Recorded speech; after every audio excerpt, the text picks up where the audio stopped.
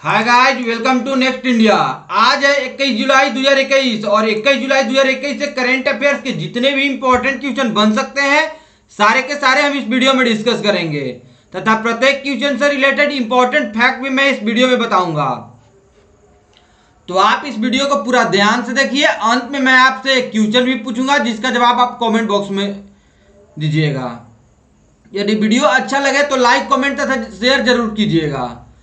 यदि आप हमारे चैनल पर नए नए हैं तो आप हमारे पहले चैनल को सब्सक्राइब कर लीजिए तथा उसके बगल में दिए गए बेल नोटिफिकेशन को जरूर प्रेस कर लीजिए ताकि हमारे तरफ से आने वाले पर डे का जो भी अपडेट्स आते रहता है उन सभी का अपडेट्स आपको जल्दी मिल जाए। दोस्तों, यदि आप हमारे इस वीडियो का पीडीएफ फाइल पाना चाहते हैं तो आप हमारे टेलीग्राम चैनल को जरूर ज्वाइन कर ले। टेलीग्राम चैनल पर सारे के सारे वीडियो का पीडीएफ एक साथ वो भी बिल्कुल फ्री में मिल जाएंगे। तो आप हमारे टेलीग्राम चैनल को जरूर ज्वाइन कर लीजिए। टेलीग्राम चैनल का लिंक हमारे इस वीडियो के डिस्क्रिप्शन में दिया हुआ है, आप वहां पर जाएं तथा वहां से टेलीग्राम चैनल को ज्वाइन कर लें। चलिए तो अब स्टार्ट करते हैं आज का सेशन। आज का सेशन का पहला प्रश्न है, हाल ही में विज्ञान अन्वेषण दिवस कब मनाया गया है?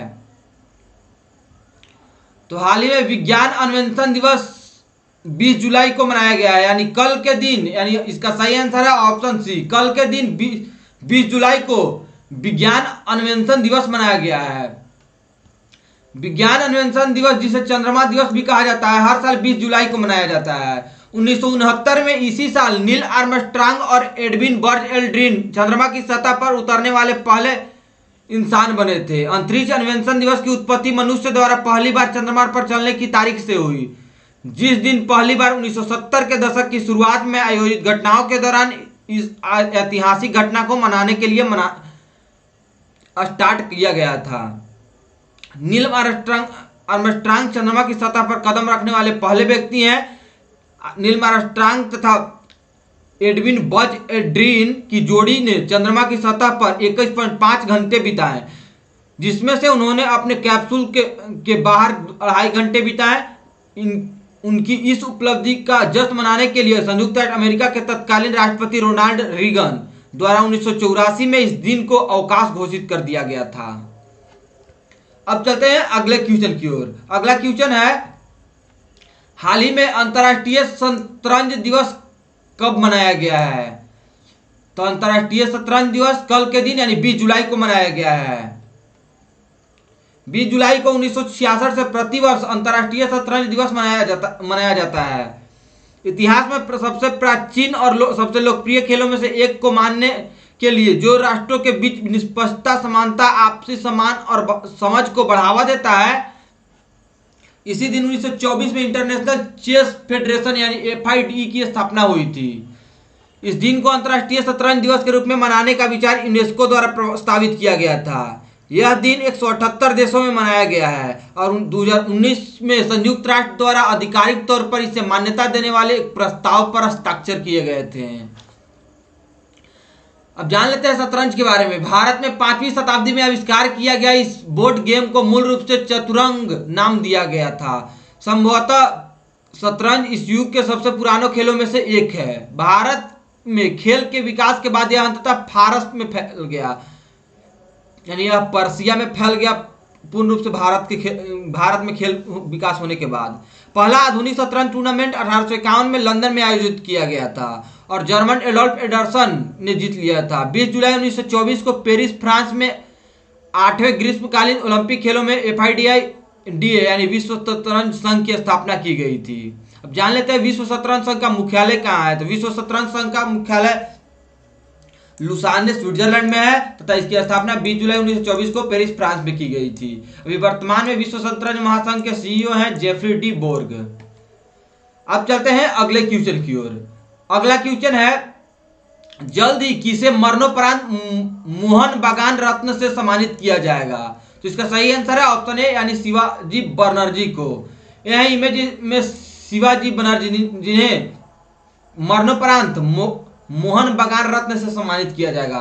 भारत के पूर्व मोहन बागान के शॉट स्टॉपर शिवाजी बनर्जी, जिन्होंने 1977 में एक प्रदर्शनी मैच में ब्राजील के महान फुटबॉल खिलाड़ी पेले को गोल करने से मना किया था, को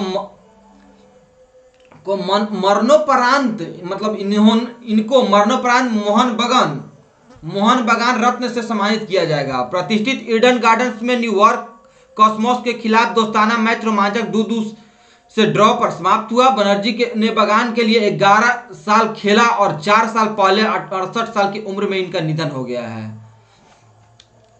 यानी इन्हें मरणोपरांत मोहन बगान रत्न से सम्मानित किए जाने की बात सामने आया है, यानी इनका बात चर्चा में हुई है। हाल ही में किस बैंक ने ग्राहकों के फेडी AI power virtual assistant launch किया है? तो फेडरल बैंक ने ग्राहकों के लिए फेडी AI powered virtual assistant launch किया है। फेडरल बैंक ने ग्राहकों के लिए किसी भी समय बैंकिंग से संबंधित प्रश्नों में मदद करने के लिए एक artificial intelligence powered virtual assistant फेडी लॉन्च किया है। बैंक ने कहा है कि एआई संचालित अधिकांशतः वर्चुअल असिस्टेंट केवल उसकी वेबसाइट पर उपलब्ध है। फेडी को अलेक्सा, गूगल असिस्टेंट और व्हाट्सएप के माध्यम से एक्सेस किया जा सकता है। इसे गूगल बिजनेस मैसेजिंग में एकीकृत किया गया है, जो किसी भारतीय बैंक द्वारा अपनी तरह का पहला यह बैंक द्वारा खोला गया है। बैंक ने हाल ही में फेड सेल्फी जैसी नवीन और उपयोगकर्ता के अनुकूल सुविधाओं को सामने आया है, जिसके तहत व्यक्ति केवल एक सेल्फी लेकर अपना खाता खोल सकते हैं। और फेडरल 24x7 यानी 24 घंटा 7 दिन जो बैंक को वीडियो कॉल के माध्यम से खाते खोलना संभव बनाता है। बात हुई है फेडरल बैंक के बारे में, तो जान लेते हैं फेडरल बैंक के बारे में। यह एक कमर्शियल बैंकिंग कंपनी है जिसके वर्तमान में सीईओ श्याम श्रीनिवासन जी हैं तथा यहाँ इसका हेडक्वार्टर अलुवा में है। इसकी स्थापना 23 अप्रैल 1931 को नेदुमपुरम में की गई थी तथा इसे कई सब्सिडरी है, जैसे कि Fed Bank Financial Service Limited तथा और इसके कई सब्सिडरी हैं। अब चलते हैं अगले क्वेश्चन की ओर। अगला क्वेश्चन है, हाल ही में सुधांशु मित्तल की आरएसएस नामक पुस्तक की अनुवाद किस भाषा में किया गया है? तो हाल ही में सुधांशु मित्तल की पुस्तक आरएसएस का अनुवाद चीनी यानी चाइनीज भाषा में की गई है। राष्ट्रीय स्वयंसेवक संघ यानी आरएसएस पर भाजपा नेता सुधांशु मित्तल की पुस्तक का अब चीनी भाषा में अनुवाद किया गया है। आरएसएस बिल्डिंग इंडिया थ्रू सेवा, जो आरएसएस के इतिहास, विचारधारा और नीतियों और राष्ट्र पर उनके बाद के प्रभाव की बात करता है, 2019 में हर आनंद प्रकाशन द्वारा लाया गया था। पुस्तक का चीनी अनुवाद जैक बो द्वारा किया गया है। मित्तल के अनुसार उन्होंने इस पुस्तक को तथ्य और कल्पना के बीच अंतर करने के लिए लिखा है, जो आरएसएस पर बहस के केंद्र में है, और भारतीय समाज में आरएसएस के योगदान और स्थिति को स्पष्ट करने का प्रयास करने के लिए। पुस्तक उनके शब्दों में आरएसएस की स्थापना के बाद से उसका काम, उसके इतिहास, सेवा कार्य के मूल संरचनात्मक संगठन आरएसएस के मिथकों का भंडाफोड़ करने का प्रयास करती है, जिसने भारत के स्वतंत्रता आंदोलन में भाग नहीं लिया था। राम जन्मभूमि मुद्दा और पीढ़ीगत परिवर्तन के माध्यम से संगठन की गतिशील प्रकृति इसमें चर्चा की गई है। अब चलते हैं अगले क्वेश्चन की ओर। अगला क्वेश्चन है, हाल ही में नाबार्ड और किस बैंक ने प्राथमिकता वाले क्षेत्र को ऋण प्रदान यानी देने के लिए से जुड़ी चल रही विकासात्मक पहल को बढ़ावा देने के लिए समझौता ज्ञापन पर एक हस्ताक्षर किया है? तो इसका सही आंसर है ऑप्शन बी यानी कि bank of Maharashtra. Bank of Maharashtra ने महाराष्ट्र में प्राथमिकता वाले क्षेत्र को ऋण देने से जुड़ी चल रही विकासात्मक पहल को बढ़ावा देने के लिए national bank for agriculture and rural development यानी कि नाबार्ड के साथ एक समझौता ज्ञापन पर हस्ताक्षर किए हैं। यह संस्थागत ऋण और चल रही विकास पहल के अभिसरण के माध्यम से ग्रामीण समृद्धि को बढ़ाने के लिए एक सहयोगी दृष्टिकोण पर है। समझौता ज्ञापन राज्य में किसान उत्पादक संगठनों, संयुक्त देयता समूहों, स्वयं सहायता समूहों, ग्रामीण कारीगरों, बुनकरों, कृषि उद्यमियों, कृषि स्टार्टअप, सूक्ष्म लघु और माध्यम उद्यमों जैसे के लाभ के लिए संयुक्त पहल की परिकल्पना करता है। बैंक ऑफ महाराष्ट्र के बारे में आप जान लेते हैं तथा नाबार्ड के बारे में बात हुई तो नाबार्ड के बारे में भी जान लेते हैं। नाबार्ड यह एक इंडियन रेगुलेटरी बॉडी है तथा इसका हेडक्वार्टर मुंबई में है तथा इसके अभी एक चेयरपर्सन है हर्ष कुमार भनवाला तथा इसकी स्थापना 12 जुलाई 1982 को यानी आज से 38 वर्ष पूर्व हुई थी। इसका ओनर है मिनिस्ट्री ऑफ फाइनेंस। राष्ट्रीय कृषि और ग्रामीण विकास बैंक यानी नाबार्ड भारत में क्षेत्रीय ग्रामीण बैंकों और शीर्ष सहकारी बैंकों के समग्र विनियमन और लाइसेंस के लिए एक शीर्ष नियामक निकाय है। यह भारत सरकार के वित्त मंत्रालय के अधिकार के क्षेत्र में बैंक को भारत में ग्रामीण क्षेत्रों में कृषि और अन्य आर्थिक गतिविधियों के लिए ऋण के क्षेत्र में नीति, योजना और संचालन से संबंधित मामले सौंपे गए हैं। नाबार्ड वित्तीय समावेशन के विकास और कार्यान्वयन में सक्रिय रहता है। अब बात हुई है बैंक ऑफ महाराष्ट्र के बारे में, तो बैंक ऑफ महाराष्ट्र के बारे में जान लेते हैं। बैंक ऑफ महाराष्ट्र का हेडक्वार्टर पुणे में है, पुणे महाराष्ट्र में, तथा इसके अभी वर्तमान में सीईओ हैं एएस राजीव, जो कि 2018 से 2 दिसंबर 2018 से अपने पद पर कार्यरत है, तथा इसकी स्थापना 16 सितंबर 1935 को की गई थी। इसके फाउंडर थे बीजी काले तथा डीके साठे, तथा इसके कई सब्सिडरी है, जैसे कि the Maharashtra institutor trustee company private limited, bank of Maharashtra asset management arm, तथा इसके और कई सब्सिडरीज है। अब चलते हैं अगले क्वेश्चन की ओर। अगला क्वेश्चन है, हाल ही में राष्ट्रीय पेंशन प्रणाली यानी कि एनपीएस के तहत पेंशन फंड प्रबंधन में प्रत्यक्ष विदेशी निवेश की सीमा को बढ़ाकर कितनी फीसदी कर दी गई है? तो इसका सही आंसर है ऑप्शन बी यानी कि 49% से 74% कर दी गई है। सरकार ने राष्ट्रीय पेंशन प्रणाली के तहत पेंशन फंड प्रबंधन में प्रत्यक्ष विदेशी निवेश की सीमा को 49% से बढ़ाकर 74% कर दी है। यह कदम इस क्षेत्र में अनुभवी विदेशी भागीदारों के लिए दरवाजे खोल रहा है और फ्लेजिंग सेगमेंट में अधिक प्रतिस्पर्धा को सुविधा प्रदान कर रहा है। पेंशन फंड नियामक एवं विकास प्राधिकरण यानी पीएफआरडीए अधिनियम बीमा क्षेत्र में एफडीआई सीमा को जोड़ता है।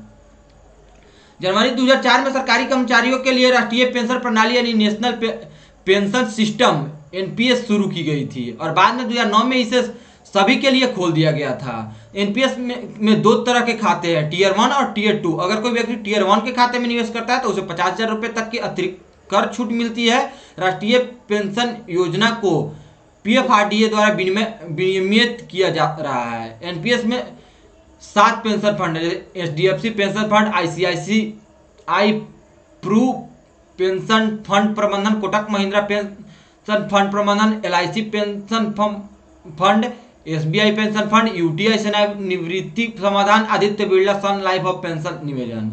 पेंशन फंड में एफडीआई का लाभ क्या है, इसके बारे में जान लेते हैं। कई कंपनी को अपने विस्तार के लिए पूंजी की जरूरत होती है और एफडीआई की सीमा बढ़ने से उनका ज़्यादा पैसा मिलेगा, ऐसा सोचते हैं, जिसकी वजह से यह महत्वपूर्ण लाभ है।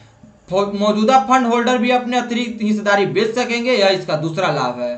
तथा विदेशी कंपनियां नए उत्पाद तथा तकनीक मुहैया करा सकेगी, यह इसका तीसरा लाभ है। तथा पेंशन के पहुंच बढ़ाने में मदद करेगी, यह है पेंशन फंड में एफडीआई का लाभ। अब चलते हैं अगले क्वेश्चन की ओर। अगले क्वेश्चन चलने से पहले एनपीएस यानी नेशनल पेंशन सिस्टम को जान लेते हैं। नेशनल पेंशन सिस्टम यानी राष्ट्रीय पेंशन प्रणाली भारत में एक स्वैच्छिक परिभाषित अंशदान पेंशन प्रणाली है। राष्ट्रीय पेंशन प्रणाली पीपीएफ और ईपीएफ की तरह भारत की एक ईईई साधन है, जहां यानी ट्रिपल ई साधन है, जहां पूरी राष्ट्रीय परिपक्वता पर कर से बच जाती है और पूरी पेंशन निकासी राशि कर मुक्त होती है।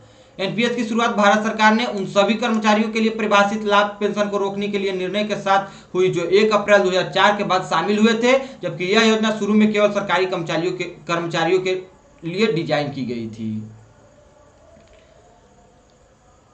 अब चलते हैं अगले क्वेश्चन की ओर। अगला क्वेश्चन है, हाल ही में किस राज्य में बालिका पंचायत सफल आयोजन हुआ है? तो इसका सही आंसर है ऑप्शन ए यानी कि गुजरात। बालिका पंचायत का सफल आयोजन गुजरात के कुर्निया गांव में हुआ है। गुजरात के कच्छ जिले के कुर्निया गांव बालिका पंचायत आयोजित करने का एक अनूठा विचार लेकर आया है। इस बालिका पंचायत का पहला चुनाव सफलतापूर्वक हुआ है। टीवी श्रृंखला बालिका वधू से प्रेरित होकर कच्छ जिले के कुर्निया गांव में के आज अनूठी बालिका पंचायत के लिए चुनाव कराया गया है, जिसका उद्देश्य भविष्य के पंचायत चुनाव के लिए लड़कियों में नेतृत्व गुण को विकसित करना है। अब जान लेते हैं इस पंचायत के बारे में। इस अनूठी पंचायत के लिए 10 से 21 वर्ष की आयु की युवा महिलाओं ने चुनाव लड़ा है, जो गांव के किशोरियों और महिलाओं से संबंधित मुद्दों को उठाएगी। यह पंचायत लड़कियों द्वारा लड़कियों के लिए चलाई जाएगी, मतलब यह लड़कियों के लिए देखरेख की कार्यक्रम चलाई जाएगी। इन लड़कियों को बैठने के लिए अलग से व्यवस्था की जाएगी और उन्हें जेंडर सेंसिटिविटी के बजट का उपयोग करने के लिए दिया जाएगा। कुनरिया जैसे छोटे से गांव का यह अनूठा कदम राजनीतिक प्रक्रिया में युवा महिलाओं की भागीदारी बढ़ाने के लिए प्रधानमंत्री के दृष्टिकोण के अनुरूप है। बात हुई है अब गुजरात के बारे में, तो जान लेते हैं गुजरात के बारे में। यह है मैप में गुजरात।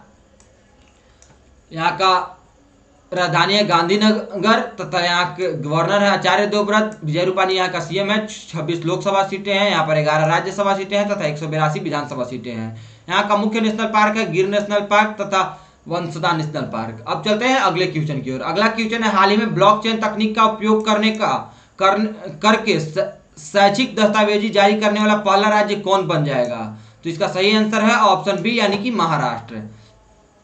महाराष्ट्र देश का पहला राज्य हो जाएगा जो ब्लॉकचेन तकनीक का उपयोग करके शैक्षणिक दस्तावेज जारी कर देगा। विभिन्न शैक्षणिक और अन्य संस्थानों में दस्तावेजों को जालसाजी एक गंभीर चिंता का विषय बन गया है। दस्तावेजों के सत्यापन के लिए जालसाजी से बचने के लिए कई कदम उठाए जा रहे हैं। महाराष्ट्र राज्य कौशल विकास बोर्ड यानी MSBSD ने छात्रों को ब्लॉकचेन आधारित प्रमाण पत्र जारी करने का निर्णय लिया है। 8 शैक्षणिक वर्षों के डिप्लोमा धारकों को लगभग 10 लाख डिजिटल प्रमाण पत्र जारी किए जाएंगे। श्री मलिक ने कहा है कि सिंगापुर, माल्टा और बहरीन इस तकनीक का उपयोग करने वाला एकमात्र देश है। शैक्षणिक प्रमाण पत्रों के लिए महाराष्ट्र पहला भारतीय राज्य और ब्लॉकचेन का दुनिया का सबसे बड़ा उपयोगकर्ता होगा। प्रत्येक छात्र को एक सर्टिफिकेट लेजिडॉक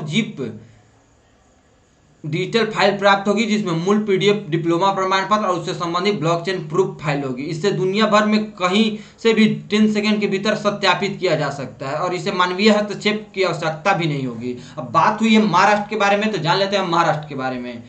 यह है मैप में महाराष्ट्र। यहाँ की राजधानी मुंबई है। भगत सिंह कोश्यारी यहाँ का गवर्नर है। उद्धव ठाकरे यहाँ का CM है। 48 लोकसभा सीटें हैं, 19 राज्यसभा सीटें हैं, 288 यहाँ पर विधानसभा सीटें हैं तथा यहाँ पर विधान परिषद की भी सीटों की संख्या है, जो कि 78 कुल यहाँ पर विधान परिषद है। संजय गांधी नेशनल पार्क यहाँ का मुख्य नेशनल पार्क है। अब चलते हैं अगले क्वेश्चन की ओर। अगला क्वेश्चन है, हाल ही में स्पार्क्सन ट्रॉफी किसने जीता है? तो इसका सही आंसर है ऑप्शन ए, विश्वनाथ आनंद।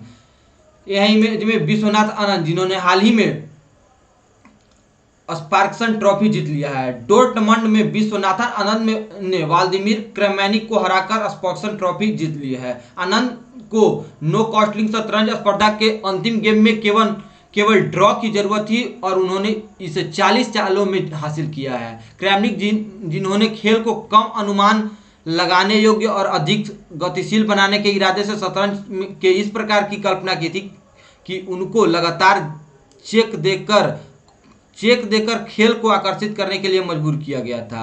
आनंद दूसरी रानी को बोर्ड पर रखने से सिर्फ एक कदम दूर थे और उन्हें यह जीत हासिल की तथा व्लादिमीर क्रैमनिक इसमें हार गए। अब चलते हैं अगले क्वेश्चन की ओर। अगला क्वेश्चन है, हाल ही में किस वित्तीय सेवा स्टार्टअप ने टेरा फिनलैब्स का अधिग्रहण किया है? तो इसका सही आंसर है ऑप्शन ए, यानी रोजारपे। रोजारपे एक प्रकार का पेमेंट गेटवे है। रोजारपे ने आर्टिफिशियल इंटेलिजेंस आधारित जोखिम विश्लेषण प्लेटफॉर्म टेरा फिनलैब्स का अधिग्रहण कर लिया है, जो स्थापना के बाद से इसका तीसरा अधिग्रहण है। बेंगलुरु स्थित टेरा फिनलैब्स उपभोक्ताओं के लिए उधार को और अधिक किफायती बनाने और उधारदाताओं के लिए लाभदायक बनाने के लिए अनुकूलित क्रेडिट पेशकशों के साथ साथ जोखिम प्रबंधन सॉफ्टवेयर प्रदान करता है। रोजारपे अपने छोटे और मध्यम उद्यम यानी MS स्मॉल मीडियम इंटरप्राइज यानी SME आधारित उधार व्यवसाय रोजारपे कैपिटल के अधिग्रहण का लाभ उठाएगा, जिसे 2019 में लॉन्च किया गया था।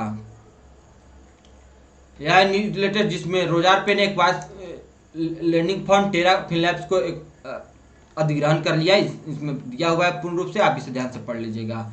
अब चलते हैं अगले क्वेश्चन की ओर। अगला क्वेश्चन है, हाल ही में दुनिया के दूसरी सबसे बड़ी स्मार्टफोन निर्माता कंपनी कौन बन गई है? तो 15 जुलाई 2021 के अपडेटेड न्यूज के अनुसार जियोमी दुनिया के दूसरी सबसे बड़ी स्मार्टफोन निर्माता कंपनी बन गई है।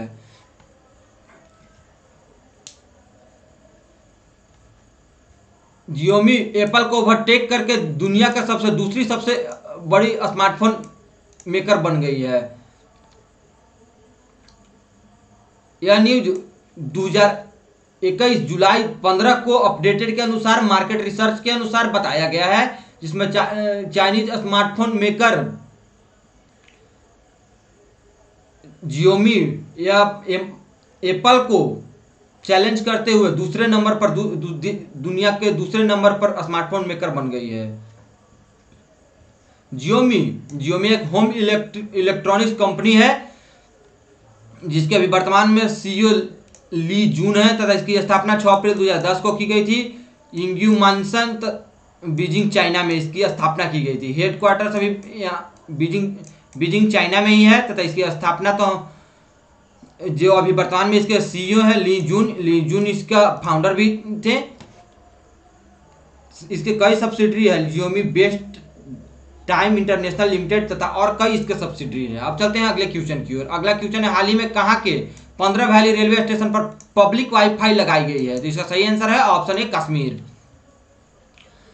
कश्मीर के 15 वैली रेलवे स्टेशन पर हाल ही में पब्लिक वाईफाई लगाई गई है। यह commerce and industry minister Piyush Goyal ने लगवाया है। अब बात हुई है श्रीनगर सहित सभी 15 कश्मीर घाटी रेलवे स्टेशन सबसे बड़े एकीकृत सार्वजनिक वाईफाई नेटवर्क का हिस्सा बन गए हैं। उन्हें भारतीय रेलवे 6021 स्टेशन वाईफाई नेटवर्क के साथ एकीकृत किया गया है। 18 जुलाई 2021 को रेल मंत्रालय को यह सूचित किया गया कि इसमें 15 कश्मीर घाटी वैली पर सभी जगह पर एक सार्वजनिक वाईफाई लगाई जाएगी, जो रेलवेयर के ब्रांड के नाम के तहत प्रदान की गई है। अब बात हुई है जम्मू के बारे में, कश्मीर के बारे में, तो जम्मू कश्मीर के बारे में जान लेते हैं। जम्मू कश्मीर की राजधानी जम्मू तथा श्रीनगर है। यहाँ के लेफ्टिनेंट मनोज सिन्हा है। यहाँ पर प्रेसिडेंट रूल है लागू है तथा 89 लोकसभा सीटें हैं, 36 राज्यसभा सीटें हैं। यहाँ का मुख्य नेशनल पार्क है दक्षिण नेशनल पार्क तथा हेम्बिस नेशनल पार्क भी यहाँ का मुख्य नेशनल पार्क है, जो कि अब लद्दाख में चली गई है। यह अलग यूटी बनने के कारण वह लद्दाख में चली गई है। यह एक जम्मू कश्मीर एक केंद्र शासित प्रदेश यानी यूटी ही है, यूनियन टेरिटरी। हाल ही में एक न्यूज है जो कि यह बताया गया कि जम्मू कश्मीर तथा लद्दाख का हाईकोर्ट एक में कर दिया गया है, यानी इसका पूरा नाम दे दिया गया है the high court of Jammu and Kashmir and Ladakh. अब चलते हैं अगले क्वेश्चन की ओर। अगला क्वेश्चन है, जल्दी भारत को कोवैक्स स्कीम के तहत कितनी डोजेज मॉडर्ना कोविड-19 वैक्सीन मिलेगी? इसका सही आंसर है ऑप्शन ए 7.5 मिलियन। WHO के द्वारा अनाउंस किया गया है कि इंडिया को 7.5 मिलियन डोजेज मॉडर्ना कोविड-19 वैक्सीन, जो कि कोवैक्स ग्लोबल वैक्सीन स्कीम के तहत दी जाएगी। यह WHO के द्वारा ऑफर किया गया है इंडिया को। तो बात हुई है WHO के बारे में, तो WHO के बारे में जान लेना। WHO यानी वर्ल्ड हेल्थ ऑर्गेनाइजेशन, विश्व स्वास्थ्य संगठन संयुक्त राष्ट्र की एक विशेष एजेंसी है जो अंतर्राष्ट्रीय सार्वजनिक स्वास्थ्य के लिए जिम्मेदार होता है।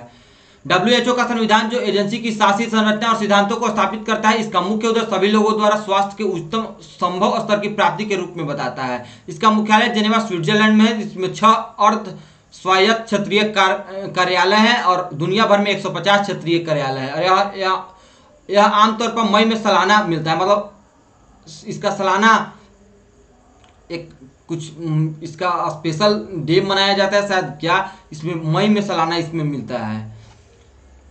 इसका हेडक्वार्टर जिनेवा स्विट्जरलैंड में है, इसे हम लोग बता ही दिए, यहाँ पर पढ़ ही लिए। अब जान लेते हैं इसकी स्थापना के बारे में। इसकी स्थापना 7 अप्रैल 1948 को हुई थी। इसके फाउंडर्स हैं United state, United kingdom, Brazil, Canada, France तथा इसके कई और फाउंडर्स भी हैं। इसका पेरेंट ऑर्गेनाइजर है यूनाइटेड नेशन। अब चलते हैं आज के अंतिम क्वेश्चन की ओर। आज का अंतिम क्वेश्चन है, हाल ही में मेघालय यूथ पॉलिसी 2021 को किस कैबिनेट ने अप्रूवल दे दिया है? तो इसका सही आंसर है ऑप्शन बी यानी कि मेघालय। मेघालय कैबिनेट ने हाल ही में मेघालय यूथ पॉलिसी 2021 को अप्रूवल दे दिया है। इसके तहत युवाओं को इक्वल अपॉर्चुनिटी फैसिलिटेट किया जाएगा। मेघालय यूथ पॉलिसी 2021 के अनुसार यह मेघालय कैबिनेट यानी मेघालय सरकार के द्वारा निर्णय लिया गया है। यह यूथ पॉलिसी का अप्रूवल यानी परसों यानी जुलाई 19 2021 को मेघालय सरकार के द्वारा निर्णय लिया गया है। अब चलते हैं, बात हुई मेघालय के बारे में तो मेघालय के बारे में जान लेते हैं। मेघालय यह छोटा सा राज्य मेघालय, यहाँ का राजधानी है शिलोंग तथा सत्यपाल मलिक यहाँ का गवर्नर है। कोनराड संगमा यहाँ का सरकार यानी सीएम है। 2 लोकसभा सीटें, 1 राज्यसभा सीटें हैं, 60 विधानसभा सीटें हैं। यहाँ का मुख्य नेशनल पार्क है बलफ्राम नेशनल पार्क तथा नोकरे क्रीज नेशनल पार्क। अब चलते हैं कल के वीडियो की अंतिम क्वेश्चन की ओर। कल के वीडियो का अंतिम क्वेश्चन था विश्व इमोजी दिवस दुनिया भर में किस दिन मनाया जाता है, तो इसका सही आंसर है ऑप्शन बी यानी कि 17 जुलाई। अब चलते हैं आज के लिए आपके लिए क्वेश्चन। आज के लिए आपके लिए क्वेश्चन है, भारत का पहला टच स्क्रीन ग्रेड एटीएम किस शहर में स्थापित किया गया है, तो इसका सही आंसर आप कमेंट बॉक्स में जरूर दें तथा प्रत्येक महीने से बनने वाले डेज को आप एक सीरियल वाइज लिखा कीजिए ताकि लिखने से आपकी आदत बने और आदत बनने से आपको पूरे वर्ष का डेज आपको ध्यान में रहे। चलिए तो दोस्तों, आज के लिए सफर हमारे साथ इतना ही। यदि आप हमारे चैनल पर नए हैं तो आप हमारे चैनल को सब्सक्राइब कर लीजिए तथा उसके बगल में दिए गए बेल आइकन को जरूर प्रेस कर लीजिए। यह हमारा नेक्स्ट इंडिया नाम का यूट्यूब चैनल, आप इसी चैनल पर वीडियो देख रहे हैं, इस चैनल को सब्सक्राइब जरूर कर लीजिए। यदि वीडियो अच्छा लगे तो लाइक कमेंट तथा शेयर करना न भूलें। आप हमें फेसबुक, इंस्टाग्राम, टेलीग्राम सभी जगह फॉलो कर सकते हैं। टेलीग्राम चैनल को जरूर ज्वाइन कर लें ताकि आपको करंट अफेयर्स का पीडीएफ जरूर वहां पर बिल्कुल फ्री में मिल जाए। चलिए तो दोस्तों, वीडियो को अंत तक देखने के लिए आप सभी को बहुत बहुत धन्यवाद। मिलते हैं अब अगले वीडियो में, तब तक पढ़ते रहें, मुस्कुराते रहें, बड़ों का सम्मान करें, छोटों को प्यार दें, अपना व्यक्तित्व इस प्रकार से विकसित करें ताकि लोग, खास करके महिलाएं, आपके साथ सुरक्षित महसूस करें। धन्यवाद।